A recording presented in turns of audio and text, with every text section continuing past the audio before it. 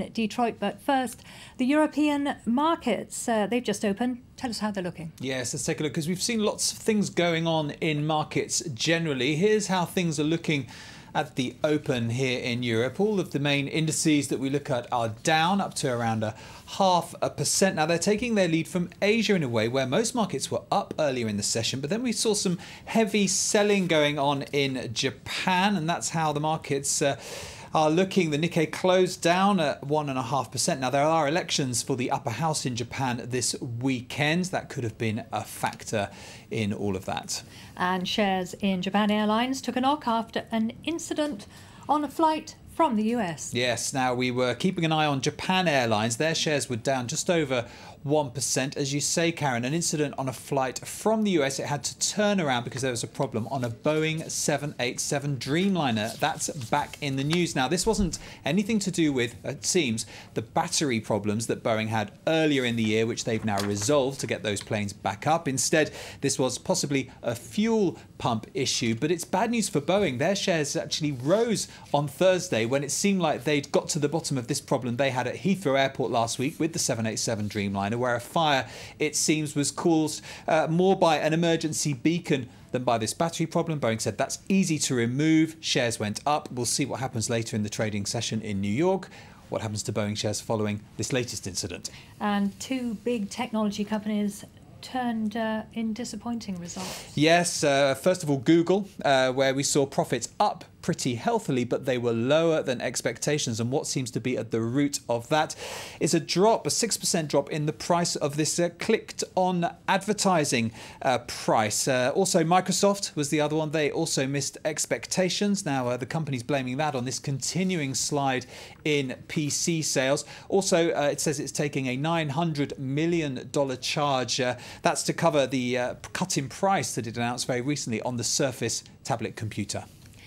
Finance ministers and central bankers from G20 countries will be putting their heads together in Moscow this Friday. Yes, that's right. They will be starting 2 days of meetings. In fact, one of the major issues on the agenda is tax evasion. That's become a big issue recently. And here what they're really looking at are companies avoiding taxes. There's been a lot of talk about big companies playing off different systems of tax, if you like, to try and minimize their tax bill. We've heard this alleged for companies like Google, for Amazon, for Starbucks as well. The other topic on the agenda will, of course, be the world economy. The IMF very recently released updated growth forecasts, and they revised most of them down. The global forecast now is for about 3% growth, but that masks these big variations. China up 8%, the Eurozone, as we see there, down 0.6% for this year. That's the forecast. And, well, we've been talking about Detroit, the financial problems there.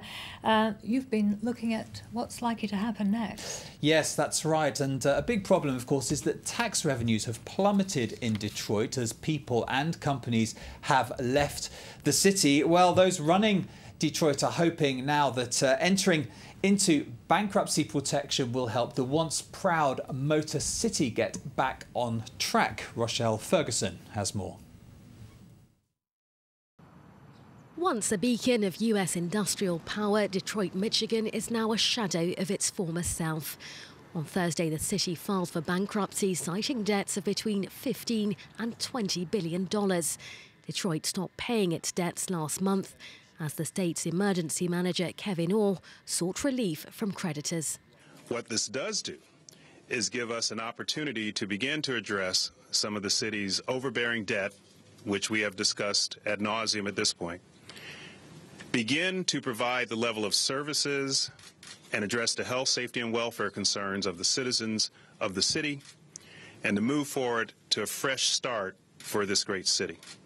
If granted bankruptcy protection, Detroit could dissolve its assets, satisfying creditors and pension schemes. Other rescue methods might include tax rises, cuts to benefits and public services, while authorities could also end the city's borrowing culture, which has led to yet more debt. Detroit isn't alone in filing for insolvency. Since 2010, at least 10 other American cities and towns have taken the step, among them California and Stockton. Meanwhile, as Detroit struggles to keep afloat, analysts fear more businesses could decide to cut their losses. And Matthew, we're going to end on an optimistic note from the publishing industry. Yes, we are. The September issue of Vogue magazine, specifically US Vogue magazine, is always seen as a bit of a bellwether for the industry. It's edited by this lady, Anna Wintour. They even made a film about it and her. Well, this year's September issue will be 665 pages full of advertising, and that's the third largest number since 2007, which was the biggest, and 2008. So perhaps a good sign that things are picking up. OK, thank you very much, Matthew, for the business news. Well, now we're going to go to international press review.